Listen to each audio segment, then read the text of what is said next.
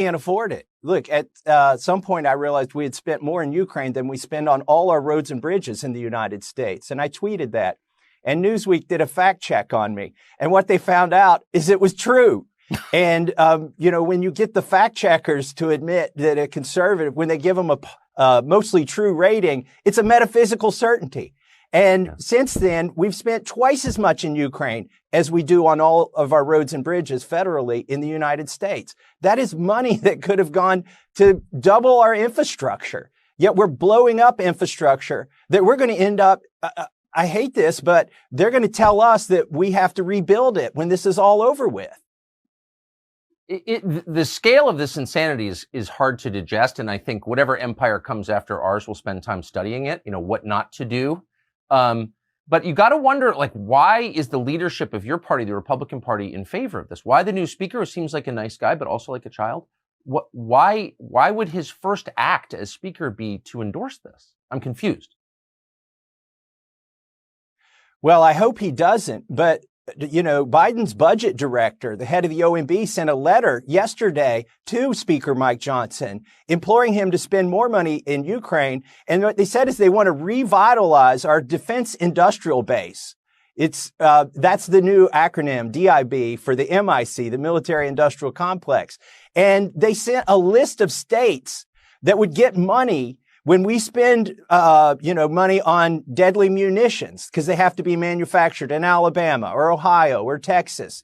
And so, they're saying the quiet part out loud, that congressmen tend to vote for this stuff because a lot of this federal spending that goes to Ukraine is actually laundered back to the military industrial complex.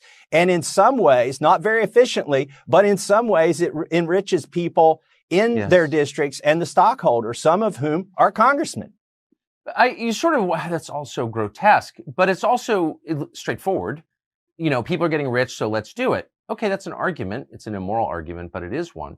But that's not the argument they're making in public. They're saying we have a moral obligation. You're a bad person. You just heard the National Security Advisor say that you're a bad person if you're against this. But no one ever mentions that we have abetted the killing of an entire generation of Ukrainian men that will not be replaced, to fight a war that they cannot win. They literally cannot win. We prevented a peace deal and we extended the war and we killed all these people. And so all the ones running around with their little Ukraine flag pins, they're implicated in that. Has anyone apologized? No, to support this money, you have to be economically illiterate and morally deficient. Those are both conditions of voting for this.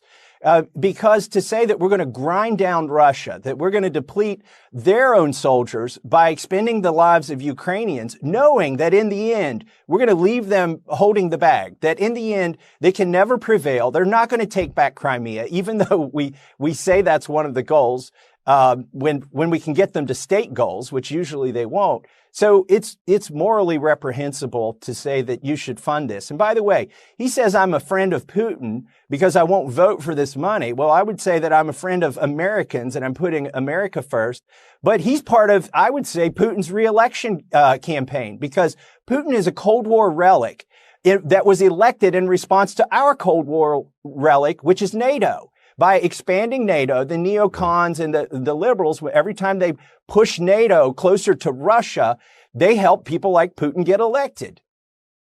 It's, outside our borders, it's very obvious that the whole world is resetting and that American influence is in very rapid decline, thanks in large part to this war in Ukraine, and that Russia is now joining this coalition, which will be the majority of the world's population and economy and military strength aligned against us. So this is resetting the world to our disadvantage. Again, leave the country. It's obvious your first day that this is happening very fast. Does anyone in Washington see that? No, there are very few. I've been voting against these resolutions in Ukraine and the money going to Ukraine since 2014. In 2014, we helped to overthrow their elected government. And we were saber rattling against Russia. And I said, listen, these sanctions and this saber rattling and these resolutions, they're going to have consequences. And they have had consequences. Almost nobody in Washington, D.C. will admit this through their voting record. Now, they know it, but they won't admit it and they won't vote that way.